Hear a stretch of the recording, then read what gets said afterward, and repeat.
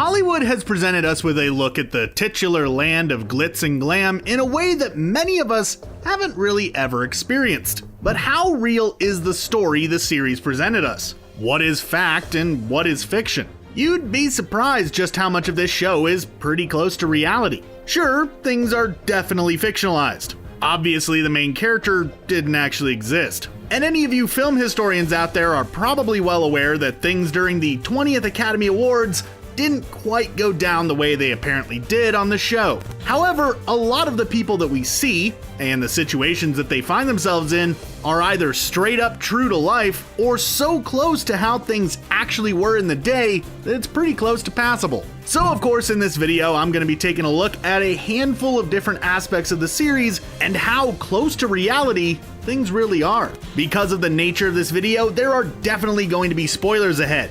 So if you haven't watched this fantastic Netflix drama yet, I'd highly recommend you go do that instead of watching this. You can always come back to this video afterwards. I'll be waiting for you. Okay, with all that out of the way, let's hop into our time machines and take a trip back to the golden age of cinema. In the early part of the series, we are introduced to Ernie, a somewhat eccentric businessman who owns and operates a gas station that offers some extra services. Look, there's no way that we can talk about this topic on this channel. Gotta keep it PG, you know? So instead of actually spelling it out, let's call it something a bit more wholesome, like ice cream. Yeah, whenever someone says the code phrase Dreamland, they get a few scoops of ice cream from the gas station employees. How fun! Now this whole situation might seem like something that's invented for the show. No way this actually happened. Well, it did. While Ernie is a fictional character, he is pretty similar to a man by the name of Scotty Bowers, who worked at a service station just like the one we see in the show, peddling his ice cream in a very similar fashion. Bowers went on to become rather close with many big-time Hollywood movers and shakers, and lived such a hedonistic, ice cream-filled lifestyle that he became famous in his own right. If you want to know more about this interesting individual, you can actually check out his autobiography, which I read just a little bit of for this video, and I gotta say, it's super intriguing. I'd recommend it. Now, Hollywood presents us with a couple ice cream fans who are regular customers of Ernie's that were actual people, rather famous people to boot. The first one we see is Cole Porter, an American songwriter who found quite a bit of success on Broadway and wrote one of the most iconic musicals of all time, Kiss Me Kate, which actually won the first Tony Award for Best Musical. Then there is Rock Hudson, an American actor and arguably one of the most famous people of his time, with a career that lasted over 40 years. So some pretty big name people who, fun fact, were reportedly clients of Scotty Bowers' ice cream business. Speaking of Rock Hudson, let's take a second to talk about his rather sleazy agent, Henry Wilson. In reality, Wilson was a very successful agent, being someone who was largely responsible for the beefcake movement during the 50s, which refers to the craze around young, attractive, hunky male heartthrobs, such as the aforementioned Rock Hudson. Despite being a very successful agent, he also had a rather dark side. He was well known for taking advantage of young hopefuls, often coaxing them into doing certain ice cream related things, if you catch my drift, in exchange for representation. The whole stereotype of the sleazy and gross Hollywood executive is partially based off of him.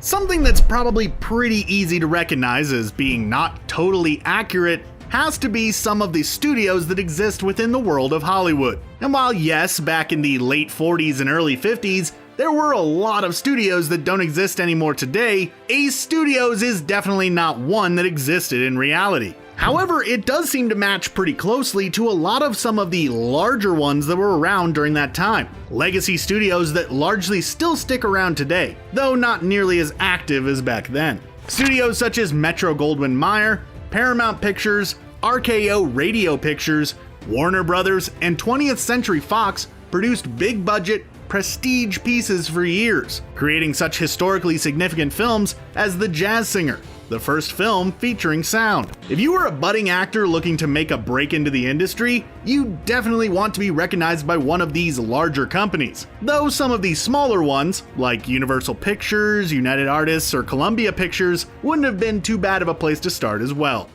At the very beginning of the series, we see Jack taking part in what might seem to be a rather odd activity given the way studios do business these days. We see Jack and a large mob of people gathered outside of the gates of Ace Studios, trying to get the attention of people on the other side, hoping to be picked to be an extra on a production. That might seem kinda weird, but this is actually something that used to take place back in the day. See, it was pretty common for people to gather outside the gates of places such as Paramount Pictures, trying to become extras in flicks. The idea being that they could possibly be noticed by some big-time producer or director or something like that while being an extra, and might just get an actual part off of that.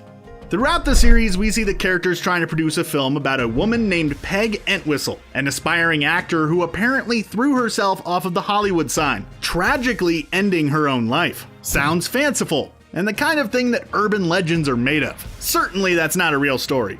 Actually, it is. Peg Entwistle actually existed and did what they said that she did in the series. See, Entwistle was an aspiring actress who did see a little bit of success on Broadway, but when she made her way to Hollywood to try to make it in the movie business, she didn't see the kind of work that she wanted, which led to her eventually taking the action that she's now famous for. A rather sad story, but one that does make for a pretty interesting flick, even a fictional one.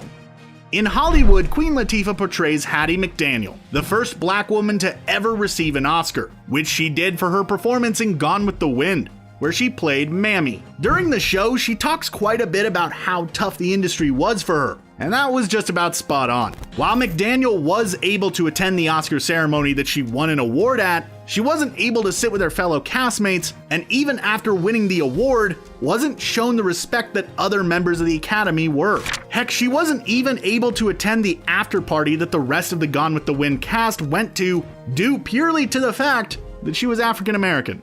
Hollywood concludes with a sort of alternate universe version of the 20th Academy Awards, which, like I mentioned in the introduction to this whole video, didn't go down the way it does in the show. Not even close. One thing that the show does that didn't actually happen is the representation of people of color at that year's awards. The show had Archie winning Best Original Screenplay, which would have made him the first African American to do so. In reality, no African American would win this award until Jordan Peele won in 2018 for Get Out. There was also Camille, who won Best Actress, while in truth, Halle Berry was the first woman of color to win Best Actress for her role in Monsters Ball back in 2002. So yeah, Hollywood presented us with a much more progressive version of the Academy than we actually had back then. For reference, by the way, at the 20th Academy Awards, Best Actress went to Loretta Young for The Farmer's Daughter, and Best Original Screenplay went to Sidney Shelton for The Bachelor and The Bobby Soccer.